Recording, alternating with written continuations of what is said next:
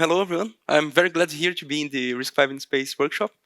I unfortunately haven't been in the uh, previous edition, so I'm here to present our RISC-V. It's the Harvard SoC that we're calling.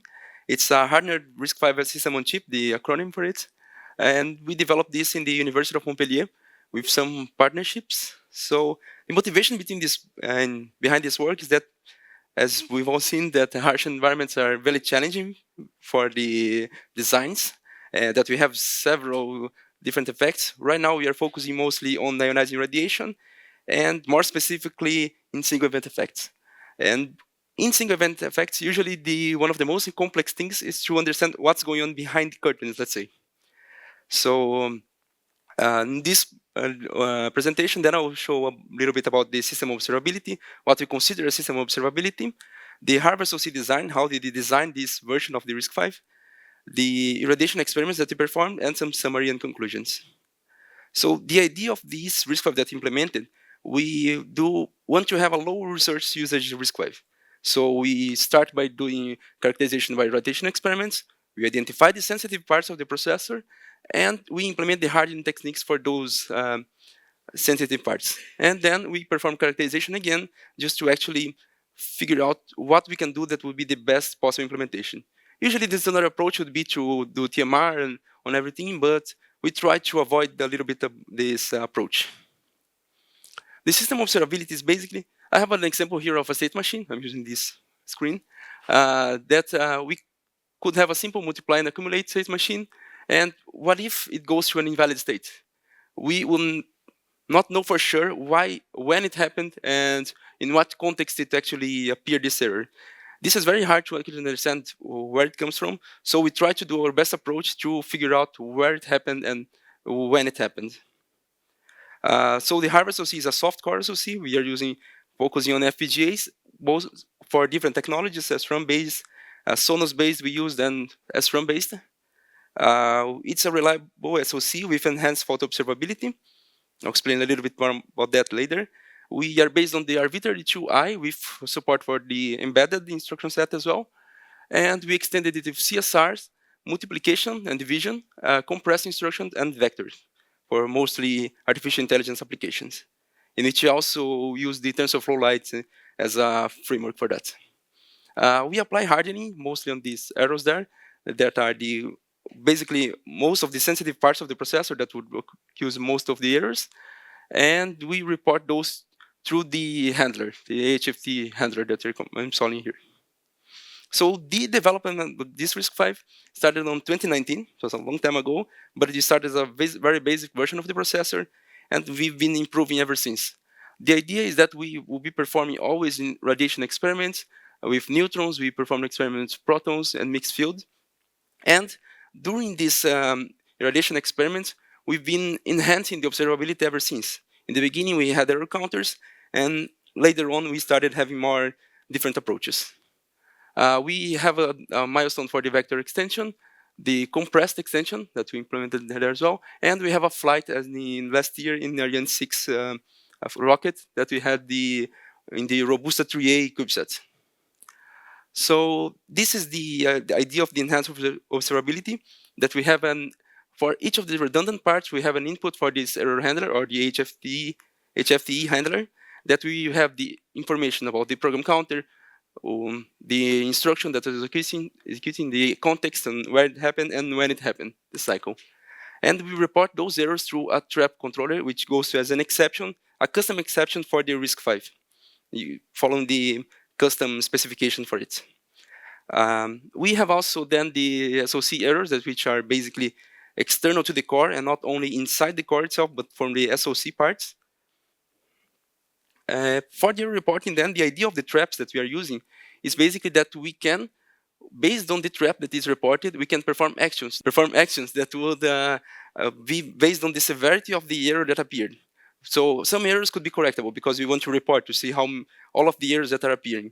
So we can either correct them as single bit absence in the memory, we can use software recovery techniques. If we are using an operating system, we can cancel a task execution or force a soft reset. There are several options that we can apply there.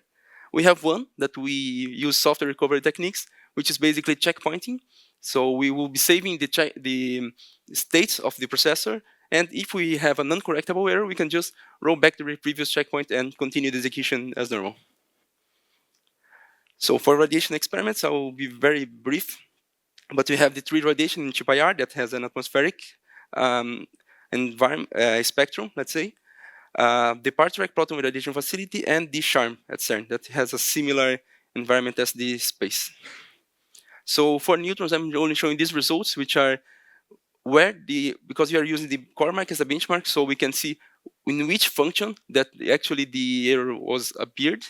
So we consider that the function that had the most error was core init, for example, similar to the merge sort as well, which are the most costly in functions in the CoreMark. For mixed field, I'm showing here the error reports that we had, all of them.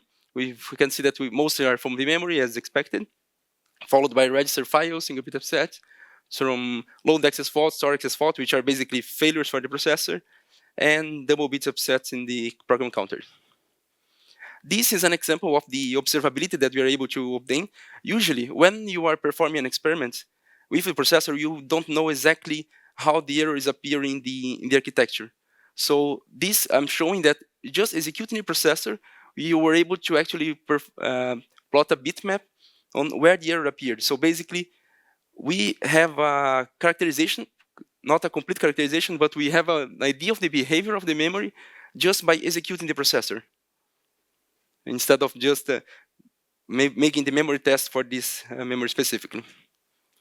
So in the mixed field characterization, we have here an idea of the errors that was actually propagated, because just for the hardened version, we are comparing the baseline and the hardened. For the hardened, we only have store and memory double bit upset that actually propagated to the to cause a failure in the execution, which are basically hangs. And for the baseline, we have more register file single bit upset that propagated as a failure. Not all of them, for sure. Since the idea of our processor is characterizing what happens, even if we have an error that's uncorrectable, we continue to actually see what happens. The double bit upset and load access faults. And then we had a 2.7 times reduction in the propagated errors. This is for protons, and we have similar results, but although we have a higher propagation. But here I'm showing all of the error reported, and you can see that only in this entire characterization, we had only one upset that was a timeout to access a peripheral. So this is an image of the satellite. This is the Robusta 3A. Our slot is right here. We have 2 versions of the HARV processor. It's a 3U CubeSat. It was launched in July 9, 2024. It's orbiting a LEO at 600 kilometers, and we expect it to last at least 2 years. We developed this payload specifically for characterizing the HARV, so we are running CoreMark as a benchmark for it. And right now we had so far 588 hours of experiment. We didn't have so many events, we have very few. It was just from the memory so far, but we expect to run it for longer to actually see what happened the most. And if we have any failures, hopefully not. Okay, as summary conclusion, then HARV SoC, we then characterize that we have a fault tolerance microarchitecture level. We have the enhanced ability that temporarily saves the information, and we report the radiation-induced errors through RISC-V exceptions. Then we presented characterization results, and we had this flight mission ongoing on Robusta 3A.